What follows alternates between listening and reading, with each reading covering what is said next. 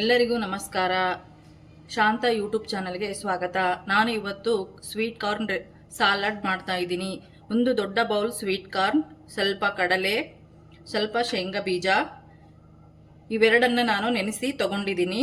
ಸ್ವಲ್ಪ ಕೊಬ್ಬರಿ, ಒಂದು ಟೊಮೆಟೊ, ಸಣ್ಣ ಈರುಳ್ಳಿ, ಸ್ವಲ್ಪ ಕೊತ್ತಂಬರಿ ಸೊಪ್ಪು, ಸ್ವಲ್ಪ ಚಾಟ್ ಮಸಾಲ, ನಿಂಬೆ ರಸ, ಸ್ವಲ್ಪ ಕಚ್ಕಾರದ ಪುಡಿ, ರುಚಿಗೆ ತಕ್ಕಷ್ಟು ಉಪ್ಪು.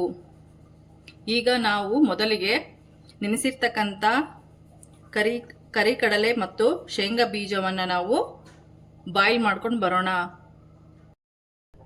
ನಾನು ಮೊದಲಿಗೆ ಗ್ಯಾಸ್ ಸ್ಟವನ್ನು ಆನ್ ಮಾಡಿಬಿಟ್ಟು ಒಂದು ಪಾತ್ರೆಯನ್ನು ಎತ್ತಿಟ್ಕೊಂಡಿದ್ದೀನಿ. ಅದಕ್ಕೆ ಸ್ವಲ್ಪ ನೀರನ್ನು ಹಾಕ್ತೀನಿ. ಒಂದು ನಾನು ಸ್ಟೀಮಲ್ಲೇ ಬೇಯಿಸ್ತಾ ಇದ್ದೀನಿ ಹುರಿಗಡಲೆ ಮತ್ತು ಶೇಂಗಾ.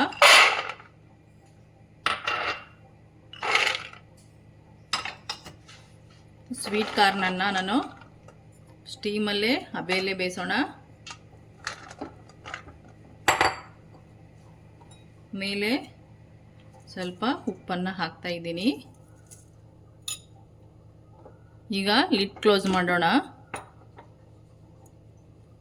10 or 15 ಮಿನಿಟ್ಸ್ ಇದು ಹಬೆಯಲ್ಲೇ ಬೇಯಲಿ, ಅಲ್ಲಿವರೆಗೆ ವೇಟ್ ಮಾಡೋಣ. ನಾನು ಸಣ್ಣದಾಗಿ ಟೊಮೆಟೊವನ್ನು ಕಟ್ ಮಾಡ್ಕೊಳ್ತಾ ಇದ್ದೀನಿ. ಚಿಕ್ಕದಾಗಿ ಕಟ್ ಮಾಡ್ಕೋಬೇಕು ಸಾಲಡ್ಗೆ.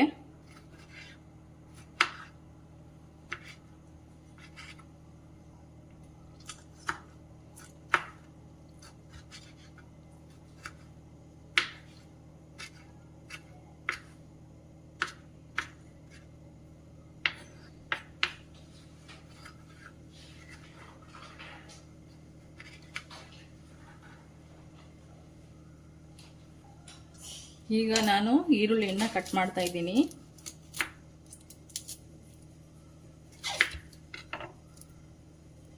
ಈರುಳ್ಳಿ ಸಿಪ್ಪೆಯನ್ನು ತಕೊಳ್ಳೋಣ.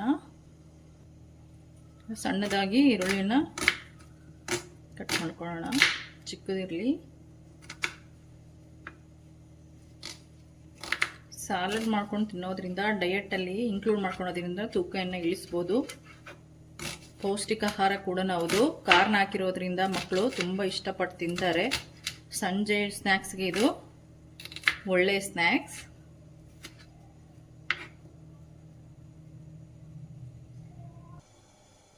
ಈಗ ಲಿಡ್ಡನ್ನು ಓಪನ್ ಮಾಡ್ತಾ ಇದ್ದೀನಿ. ಒಂದು 10 ಮಿನಿಟ್ಸ್ ಆಗಿದೆ. ನೋಡೋಣ ಯಾವ ಥರ ಬೆಂದಿದೆ ಅಂತ. ನೋಡಿ, ಈ ಥರ ಬೆಂದಿದೆ, ಚೆನ್ನಾಗಿ ಬಾಯ್ಲ್ ಆಗಿದೆ, ಕುಕ್ ಆಗಿದೆ. ನಾನು ಇದನ್ನ ಗ್ಯಾಸ್ ಸ್ಟವ್ ಆಫ್ ಮಾಡಿಬಿಟ್ಟು ಕೆಳಗೆ ಇಳಿಸ್ತೀನಿ. ಗ್ಯಾಸ್ ಸ್ಟವನ್ನು ಆಫ್ ಮಾಡೋಣ.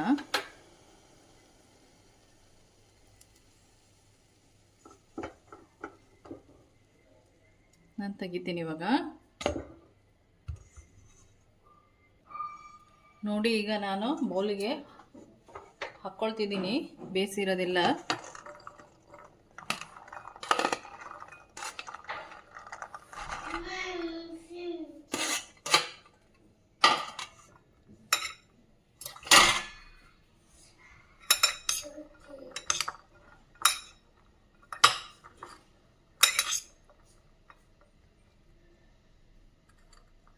ಮೊದಲಿಗೆ ನಾನು ಈರುಳ್ಳಿ, ಟೊಮೆಟೊ,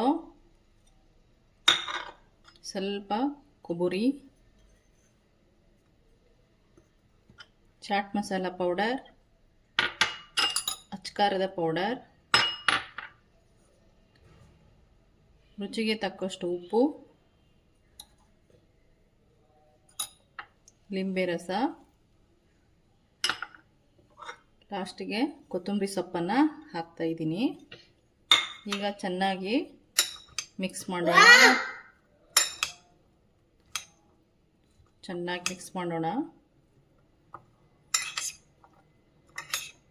ಈ ಥರ ಸಂಜೆ ಟೈಮಲ್ಲಿ ಮಾಡಿಕೊಟ್ರೆ ಮಕ್ಕಳು ತುಂಬ ಇಷ್ಟಪಟ್ಟು ತಿಂತಾರೆ.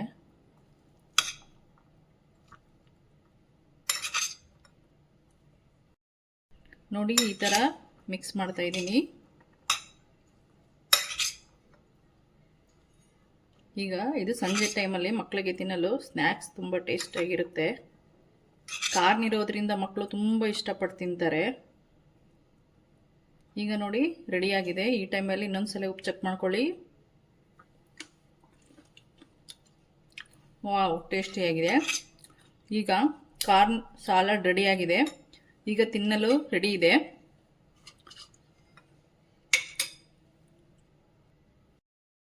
ಈಗ ಕಾರ್ನ್ ಸಾಲಡ್ ರೆಡಿಯಾಗಿದೆ. ಈ ವಿಡಿಯೋನ ಕೊನೆಯ ತನಕ ನೋಡಿ. ಈ ವಿಡಿಯೋ ನೋಡಿದವರೆಲ್ಲರೂ